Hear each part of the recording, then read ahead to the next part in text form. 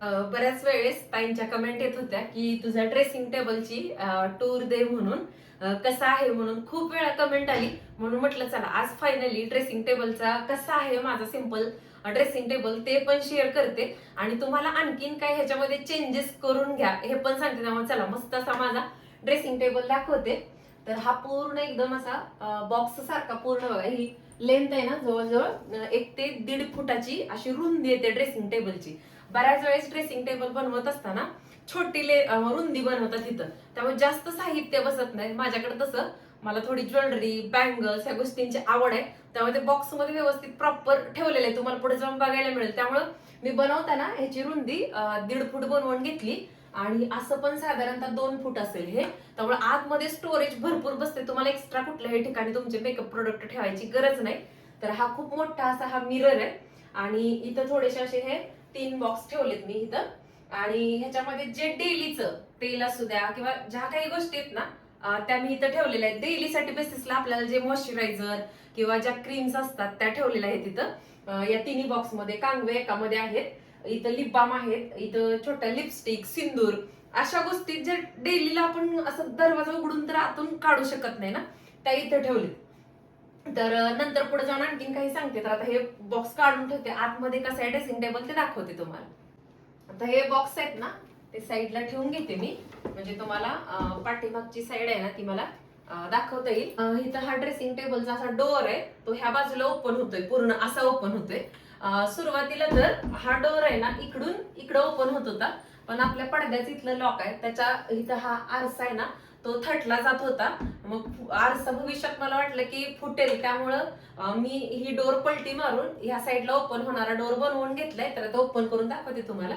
आता दरवाजा उघडला आहे. हा खूप मोठा हाईटचा ड्रेसिंग टेबल आहे. तर माझ्या हाईटवरून लक्षात येईल 5.5 फूट एवढी माझी हाईट आहे आणि एवढा बघा उंच ड्रेसिंग टेबल आहे. ह्याच्यामध्ये असे मोठे मोठे मी कप्पे करून घेतलेत, जेणेकरून कुठल्या पण साईजचे बॉक्स आहेत ना मी याच्यामध्ये ठेवू शकते. तर मिक्स आहे असं, इथं बँगल्स आहेत, काही गौराईची आपल्या म्हणजे महालक्ष्मीचं असतात ना ज्वेलरी वगैरे, ती पण इझिली सापडावी म्हणून ठेवले.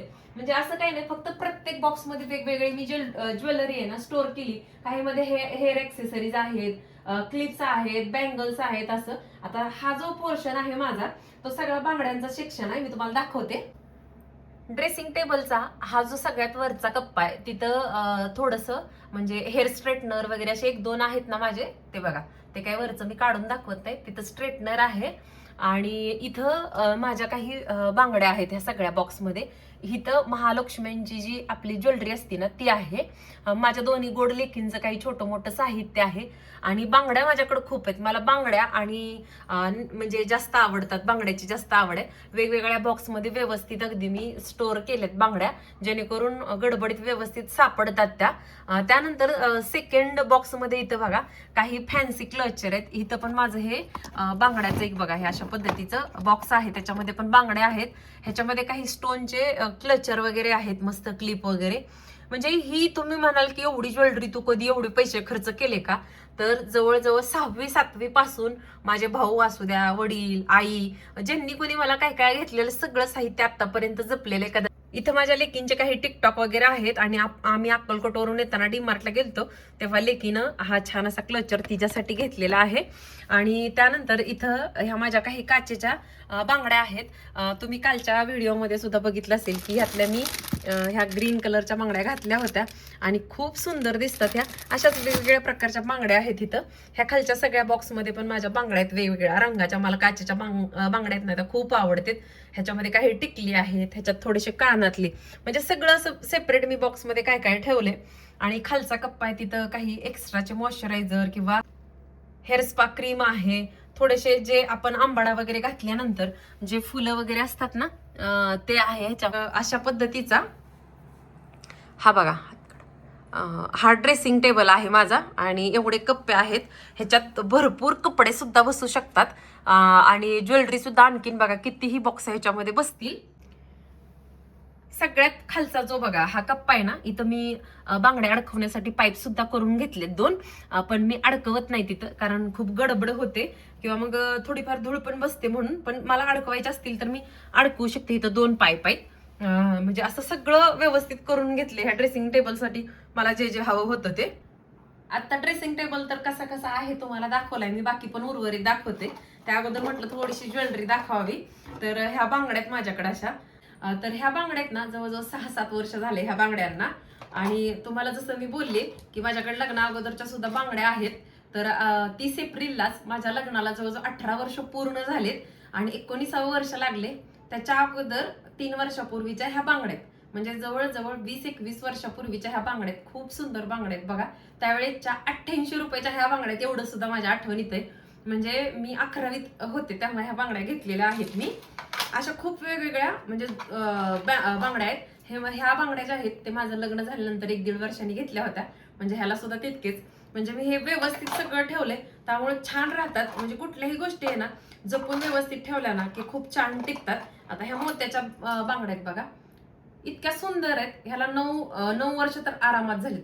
तुम्हाला ज्या पण माझ्याकडल्या गोष्टी बघताल ना, आत्ता एवढ्या 2 ते 3 वर्षात घेतलेली माझ्याकडं, तुम्हाला जास्त करून वस्तू किंवा बांगड्या काही दिसणार नाही, फक्त काचेचे दिसतील. आणि ज्या ज्या भारीतल्या बांगड्या किंवा ज्वेलरी सेट आहेत ना, ते माझ्या जवळजवळ 9-10 वर्षापूर्वीचे असे आहेत. तर थोडेसे फॅन्सी क्लचर पण आहेत माझ्याकडे.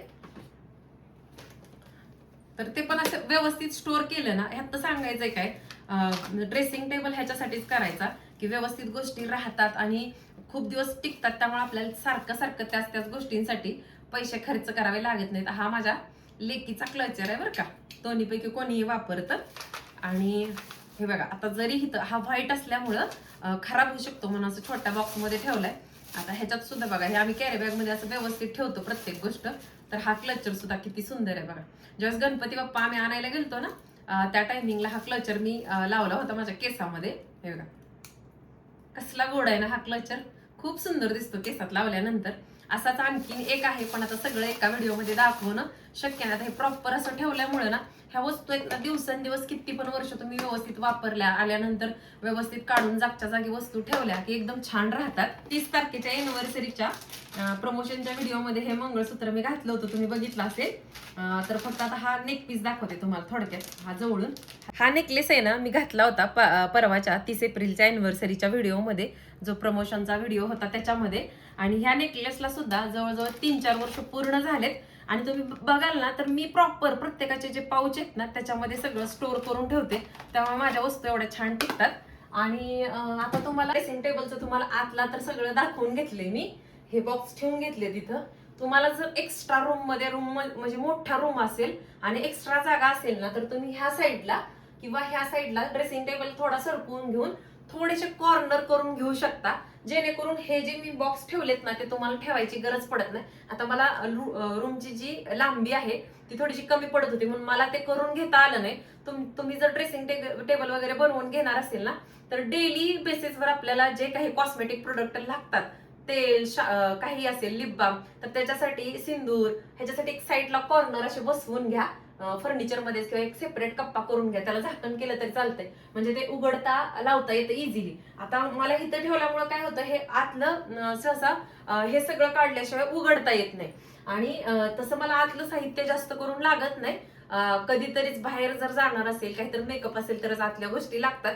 पण मला वाटलं की मी जी जागेअभावी करून घेऊ शकले नाही ते तुम्ही नक्की करून घ्या, ही एक गोष्ट. आता खालचा ड्रेसिंग टेबलचा भाग दाखवते मी तुम्हाला. आता ना हा ड्रेसिंग टेबलचा एवढाच भाग तुम्हाला माझा दाखवायचा राहिलाय. तर इथं मी 2 ड्रॉवर करून घेतलेत आणि ह्या ड्रॉवर मध्ये जे पण काही माझ्या लेकींना लागतं किंवा मला मेकअप प्रोडक्ट जे काही लागतात ना ते इथं ठेवलेत. हे टिकली पॅकेट्स लागतात रोजच्या रोज, किंवा थोडे मेकअप स्पंज वगैरे, लेकिनचे दोन्ही टिकटॉक, किंवा जे काही मी असं एक पाऊच केलंय, जे हेवी मेकअपसाठी लागणारे प्रोडक्ट आहेत ना ह्या पाऊचमध्ये ठेवलेत. आणि माझ्या लेकींना थोडंफार काही जे ब्रेसलेट वगैरे लागतं ना ते ठेवले. आता हा ड्रॉवर भरपूर बाहेर येतोय, पण मी आता एवढाच दाखवते तुम्हाला, कारण जसं आहे तसं हे काय आवरलं नाही. खूप कमेंट यायला लागल्या म्हणून मी हे दाखवायला लागलाय हा व्हिडिओ. आणि बघा हा पण ड्रॉवर खूप मोठा आहे लेंथला.